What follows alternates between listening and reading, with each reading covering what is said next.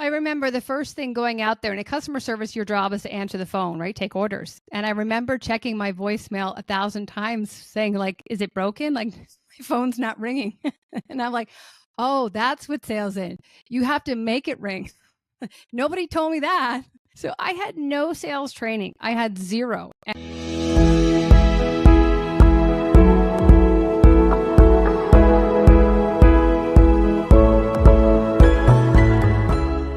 Hello, and welcome to another episode of the Transform Sales Podcast. Today, I am so delighted to have Karen Kelly with me. How are you, Karen? I'm great, Wesley. And how are you doing? I'm fantastic. Let me tell you guys a bit about Karen. For 20 years, she has specialized in the art and science of sales. Her passion and experience are helping sales professionals become more confident and leverage their soft skills to align with their hard skills. All right, Karen. Tell us, how did you start your career and how did you become so amazing at what you're doing today? Oh, thank you so much, Wesley. I started my career in customer service. But before that, I always wanted to be a doctor. So I studied pre-med and studied no business courses, everything, biochemistry, science, all the fun stuff. And then when I graduated, I actually was a flight attendant. So everything moving away. And after traveling and just experiencing life and fulfillment, I came to the realization that I didn't want to become a doctor, but I did enjoy healthcare and want to be in that surrounding. And so once I came to that realization, I sought out for a sales role. But having no sales experience, my first goal was to get in with a really good company, start in an entry-level role, such as customer service, which I did, and then move into a sales role, which I also did. So that catapulted my career almost 25 years ago. Wow. I did not know that you were a science nerd like me. No wonder it's the art and the science. So when you were in school, you said you wanted to be a doctor. And then after you graduated, you're kind of like, let me try something a little bit different. How did becoming a flight attendant even show up on your radar? You know, I love to travel. Growing up, my mom and dad were from Ireland, so we would always go to Ireland for summers. And I remember just always feeling I was born in the wrong country in the wrong era. There was something about the UK that drew me in. And then I remember after school, I just wasn't ready to join corporate, and I wanted to have a bit of fun. And I spoke French. So I said, what about a flight attending job where I can kind of marry the travel and make a little bit of money and just play? Because after 4 years of school, I needed a break. I was poor and I just wanted to have some fun. And so I thought, well, here's a way to do both. So I got into flying, had the best 4 years of my life. And then I kind of grew up and I was like, okay, I'm ready to use my schooling. But at the time, I wanted to have a little bit of fun. I love that. And my 15-year-old, we often have this conversation about, what he's going to do in college. And people are like, what do you want to major in? And all these things. And he's in this engineering high school, specialty high school. And he tells everyone exactly what I tell him.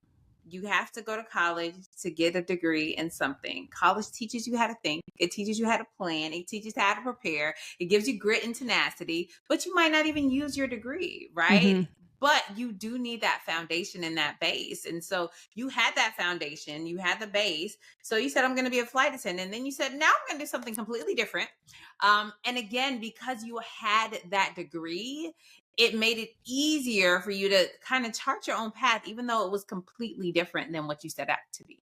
You know, I actually never thought about it that way, Wesley, and that's really great because it was just something inbred into us. I'm one of 4 girls, and it was just, I remember growing up in high school, everyone got a car when they're 16. And my parents are like, we'll give you all an education and that's it. No car after that. So that was just almost expected. And that was a path we took. But I never really placed, I guess, an emphasis on the freedom or my ability to pick and choose. I never drew a line back to my degree. Yeah. And I think that, a lot of times people have different opinions on go to college, don't go to college. Oh, a college degree does this or doesn't do that. But when I see people in the workforce, those that have gone to college, it's not saying that they don't work well, that they're not doing amazing things in life. But I really do think that grit and that tenacity is studying for tests, preparing projects, writing those papers, right? Like that little drive it gives you. And I'm a chemist. I use probably, I don't know, 2% of my degree, Mm-hmm. maybe. That's generous, right? Of what I use. But anyhow, I think that it really sets us up for life. So tell us about that first job in customer service. What were you doing? What kind of industry were you in? And how did that kind of propel you into sales? Yeah. I was in the medical devices industry. So again, wanted to be in healthcare, wanted to be a doctor, and then changed my mind. So I thought, well, I want to be still around that and in that environment, helping patients. My mother was a nurse. So I feel like that firsthand gave me awareness and insight and empathy into, what goes on in that environment. And so I remember being in my very early 20s, being like a bulldog in the interview saying, is there a direct path to sales here? Because if there's not, I'm not interested. And I love it.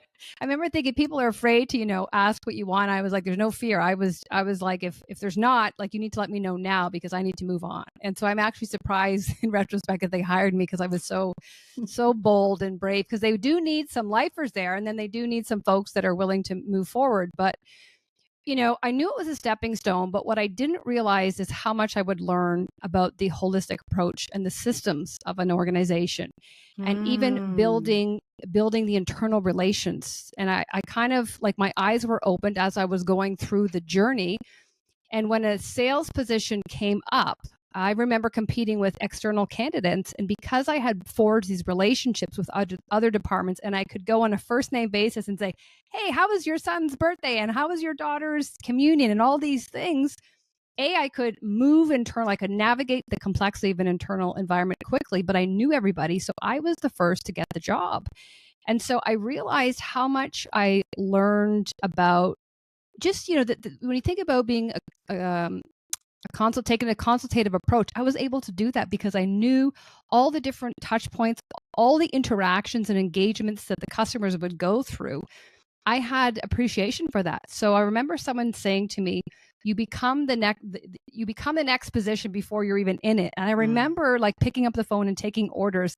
But then I remember not even upselling, but just saying, well, what are you using that for? And, have you ever thought about using something like this? And before I knew it, I was like, this is what sales is. So I had become that person, completely unaware that that was my goal. It was almost through osmosis that I became that person based on my surroundings. And I feel that desire, or that true north that I was always striving for, because I had that. Things around me were morphing and supporting me in that journey.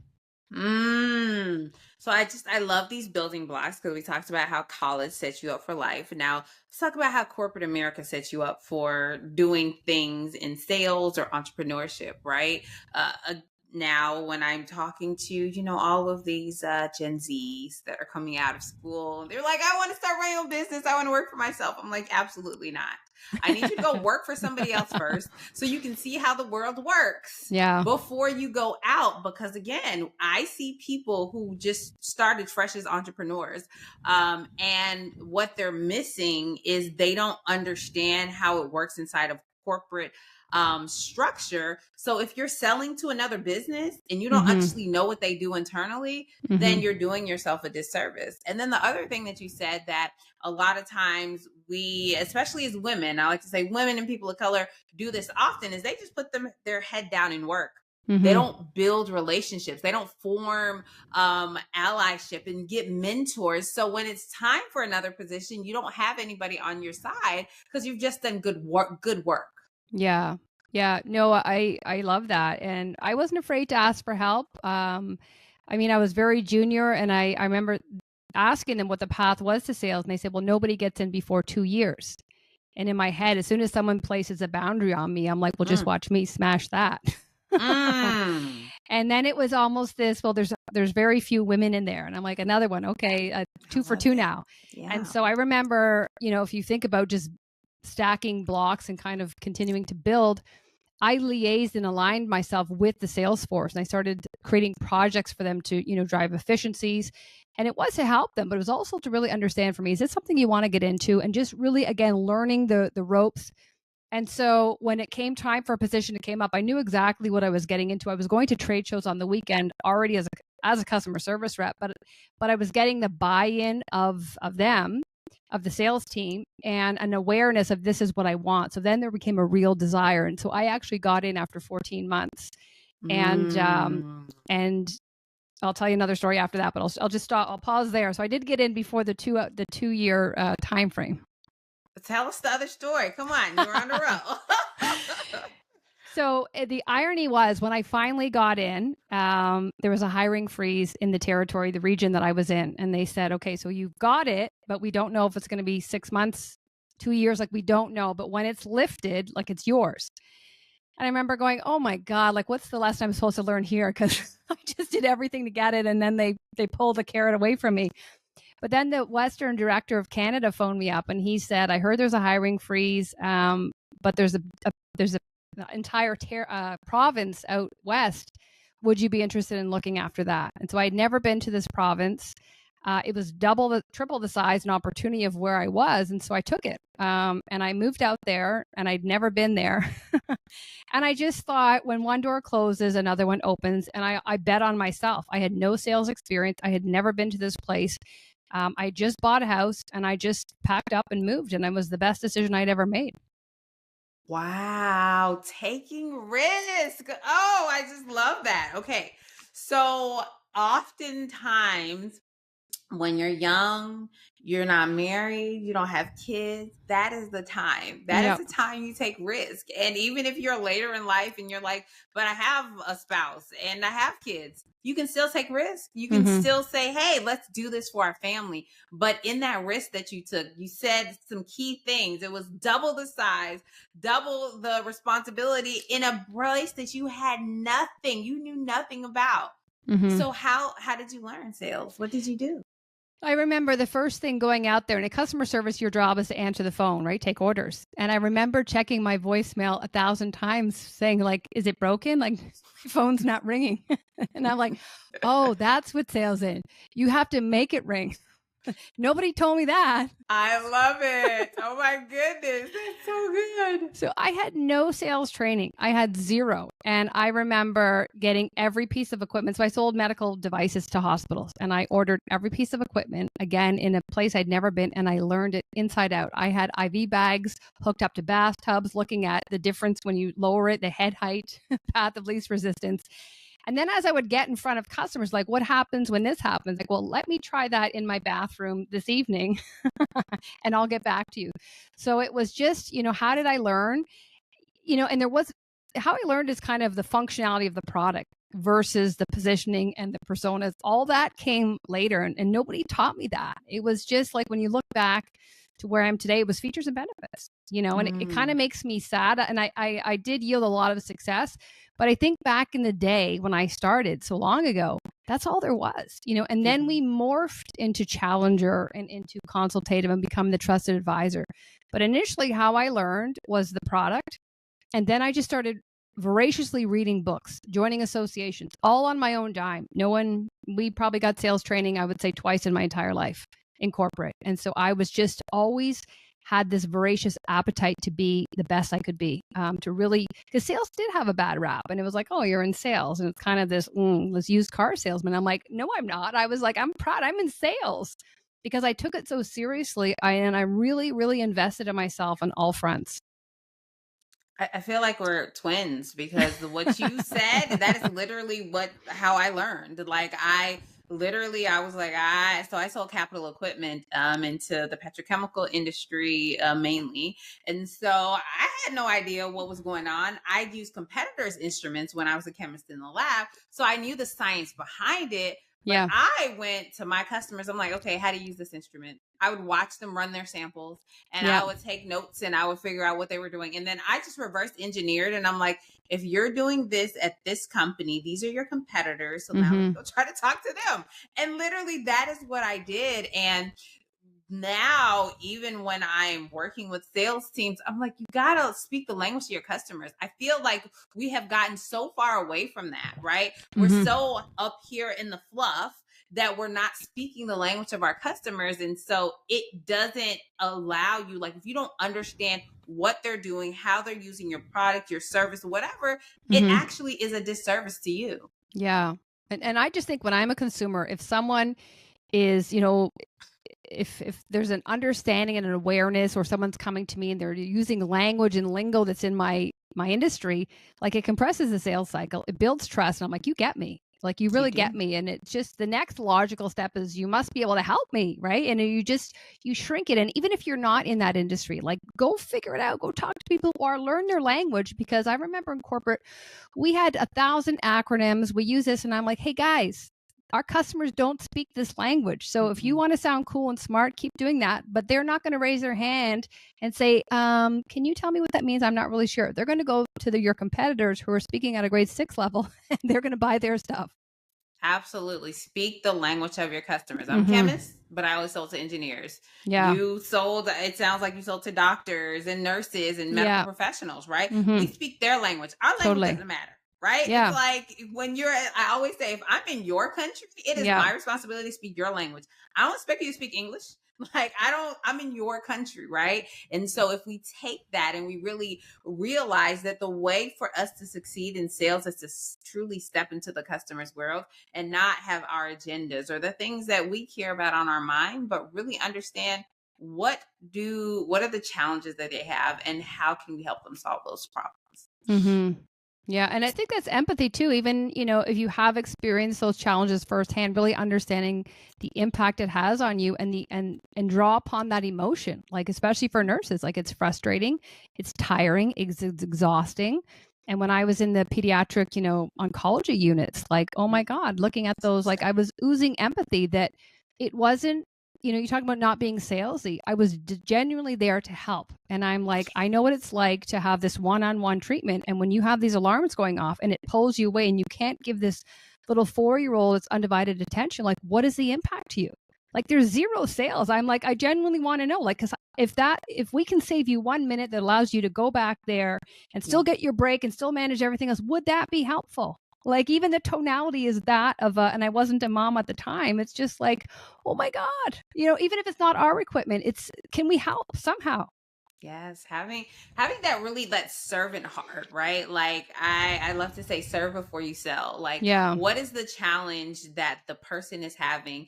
And the challenge they're having could honestly not be a solution that you can offer them today, but Yep. give them what they need in that moment, and then they will remember that forever. And you literally have a customer for life, even before you sold them anything, Yeah. because stepping out of our world and into that person's world. And I really think that in these type of sales that we're talking about, these more complex sales where, it's a capital purchase and people have to think about, okay, am I going to spend $100,000 with you or $100,000 with another person, right? Do Yeah. I want to? They are investing in that relation. They are investing in the person that you are, to be able to provide that after sales support, to give them what they need when they need it. Mm-hmm. And I think that's a key word there, Wesley, is the after sales support, because a lot of our competitors would talk the talk. And it's when things go wrong. And I would be very upfront and I would say, look, we're all saying the same thing, but it's when things go wrong on a Saturday or Friday at 4 o'clock and everyone's gone, who's going to respond to your call? Who's going to come? And, like, look at the track record we've had. Like, a lot of people that were the incumbent said, you know, for the next contract, we'll do it. And it's like, well, for the last 5 years, where were you? You didn't What do did it. you So do? all of a sudden you're going to, you know, change your stripes. And I'm like, I don't think so. So I think it's what happens when things go wrong. And so even, you know, in demos, and then what happens, I'm like, well, let's try it. Let's figure it out. And I just wasn't afraid to hide behind everything. I was just completely transparent and saying, look, I'm here, I'm on your side. So let's figure it out. And if this is going to be a problem, maybe this isn't the best solution for you. Like, I had Todd Capone on my shoulder before I knew who he was. Yes. And I can think about when I moved to a different company. I actually had my own demo equipment, and I would load that sucker up in the back of my car, and I was going to a customer sites, and my competitors were running their base samples, right? Like, the things that come in the kit. I'm like, no, pull your samples out. Come on. We'll run my baseline to make sure the instrument's working, but give me one good, one bad. Yeah. And it's like, what? You're just Yeah. gonna, I'm like, I'm not scared of it. And I'm gonna Yeah. tell you what the data means. So again, it's stepping into their world, understanding how to actually use the things that you're selling. Like what, touch it, feel it, and do it, right? And Mm-hmm. any sales managers that are listening to this podcast, I encourage you, like when we build out onboarding plans, I'm like, make them get in the field. Yeah. Like make them go in the back of the warehouse and pack boxes. I don't like whatever it is. Salespeople need to touch stuff to become really good at selling it. Well, it makes me think of the stat: 56% of B2B purchases end in indecision, and the ultimate underlying emotion is fear. And so, how, as if you're doing things like that, you're teaching them. You're saying, no, put your reagents in. Like, let's really work your test, not these baseline or these things that are pre-programmed. That starts lifting at the fear because they're test driving it and going, oh, this is what it's going to be like. Okay. Whereas the other guys and people that are kind of doing a proof of concept, and I understand that to an extent, but when you're saying, let's fully try this on, you immediately de-risk it. People are not afraid to put their name on the DocuSign that's going to be visible to everybody, because you've helped them see around the corner. And I think that's what's missing from sales today, is just saying, not only for me, it starts when you sign the PO. Now let's like fast forward 3 to 6 months and say, how are we going to work together? What does that roadmap look like? And that all starts by how transparent you are and your willingness to think out of the box. And I always say, dance in the moment. Like, don't be afraid to dance in the moment with them. And if you stumble, that's okay. Learn from it. Good. It's the de-risking, right? Like we all have fear, and that propensity to change. It's all about the change curve. Nobody wants to try something different, and they would rather stick with their solution. And I say that there is a competition of doing nothing. Yeah. Doing nothing is competition too. They rather stay in their hole of doing nothing around and around and around than actually try your solution, because you haven't removed the fear, right? Yeah. And so it's the fear of the change. It's the fear of being the finger pointed at if something goes wrong. So again, how can we as salespeople, how can we really help our prospects, our customers, remove that from themselves? I think when you look at the buyers, almost 80% of the way they engage us, almost 80% of the way along the journey. And so in their mind, they've already further commoditized this. So you guys are the green, you guys are the blue. And so I feel a way to really help de-risk it and build trust is to show up authentically and say, like, this is how we're different. Like, how can you use storytelling? How can you lean into your emotion and activate the part of the brain that has no concept for language and just feeling? Like that whole Maya Angelou, like I don't really know what they said there, but like Wesley just made me feel something. Like I liked what she said, and I know she's a little bit more expensive, but I just felt different. And so I think when you're looking to separate yourself, is how can you build trust? And a lot of that is leading with emotion and showing up as your authentic self and just telling your story, because immediately that disarms them, de-risks the situation, and they start opening up. After that, it's up to you to ask really, insightful questions and get to the root cause of things and the impact. But I think that first step is really demonstrating that you are genuinely there to serve. You're disarming yourself and you're detaching from the outcome, and you're just thinking, like, if this doesn't work, that's okay. But my goal right now is to leave you better off than you were before we got on this call. So you've shared a lot of this art and the science of sales that you teach. You talked about this features, this benefits, understanding the products that you're selling, the services that you're selling, and how it applies to the specific buyer. And then you talked about, having that empathy, right? Being able to pivot and ask the right questions. So when you're working with organizations, how do you really get them from where they are to, I like to call it, to the promised land? I mean, it's a journey, right? And I think a lot of it is looking where they are, because a lot of times they'll come to me and they'll say, we are having a problem in this area, and it's never that area, or it's a symptom. And so you just take a step back and you look at what they're doing. And most often they're following their sales process.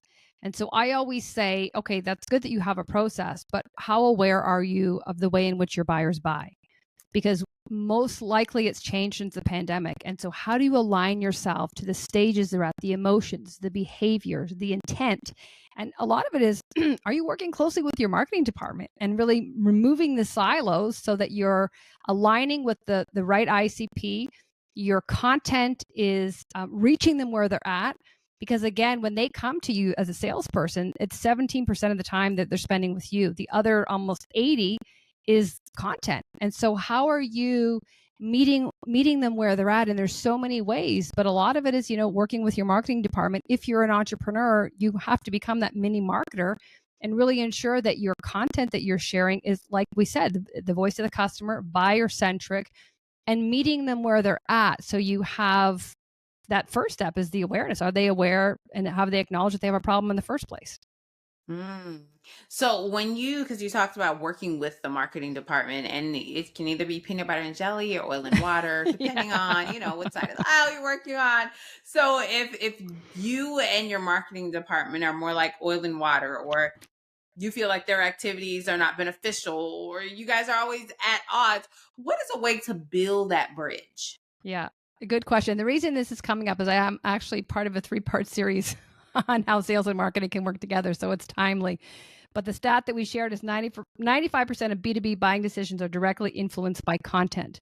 So when you look at that stat and you look at sales folks and what they're motivated by, a lot of it's money, right? And it's like, there definitely is, we have to help our customers, but we still want to make some money at the same time. And so knowing that such a high percentage of success and closure relates on content, it's almost an invitation to say, what do we have to lose here? Let's work together and look big picture and say, do we have a strategy in place that we're both aligning to that same true north? The metrics underneath that are going to be different for sales and marketing, but at least it allows you to speak the same language. We're talking about language. If you internally are not speaking the same language, you're confusing your audience. And so it's just about having a strategy, because I know when I was in corporate, I didn't work with marketing, and I would run to them and be like, we need this, we need that. Or when they would give me something, I'm like, that's so out of date. That's not what's actually going on. But if you just took time and met quarterly, to answer your question, if you set up quarterly meetings to really have strategic sessions, and then have a content path and say, this month it's going to be this, either stages or themes that help you. And so you have buyer behavior, you have data, you have analytics that say, okay, this is working. When you get to this point, we're getting traction, we're getting more click-through rates, whatever it is that you're measuring. So sometimes salespeople, we need to see it. We need to see a bit of a proof. So could you take a subset, a segment, a division, an industry, and just do a use case and say, like, this is where we're starting, this is what we're doing. We meet marketing and sales infrequently, so it's not a lot of time on our end, but look at what we're yielding. And so I feel like it's almost like you have to do a little bit of product led growth and show them, and then you might increase the likelihood of buy-in. Yeah. And I think one of the biggest things that I took away from what you shared is, don't treat your marketing department like they're your do people, right? Your do boys, your do girls. Like, I need you to do this. I'm going to a trade show, give me some brochures, right? Treat them like you want to be treated. So treat them as a trusted advisor for the salespeople, right? Have those strategic conversations. And I really think this comes from up top. If the leads, the VPs, the directors of sales and marketing are collaborating and they're on the same page, then it flows down to their team, right? So their team's like, oh, okay, my sales director said the marketing director wants XYZ, or gave us these inputs. Be transparent, because I think that is really what helps to organizations that move faster, farther, because I can see them online, right? I can see the organizations whose marketing department is putting their all into it, and they have 0 salespeople commenting on their posts. Right. Yeah. You can't blame marketing when they're doing what they need to do and you're not supporting. And then you see the ones who, every time marketing posts, their salespeople are there, and then they see their customers are coming there too. Wow, it's magic. Yeah. Right. Yeah. And I think to add to that is just that feedback of saying what's working, what's not, and just have that continuously. So you're iterating, you're not waiting to, for the lagging indicators, you're capturing the leading and saying, hey, let's course correct here, guys, because we're going to tweak a few things. But that's how working together and understanding the nuances, the personalities, you do work together and you start seeing, oh, look who's coming along after us. It's the prospects, but they want to see a union between you two first, right? Yes, absolutely. It's like they want to see that you don't have drama internally, right? Yeah. And you mentioned that we can't put a united front to the world if we are a whole hot mess on the inside, Yeah. right? It's our insides and our outsides must match.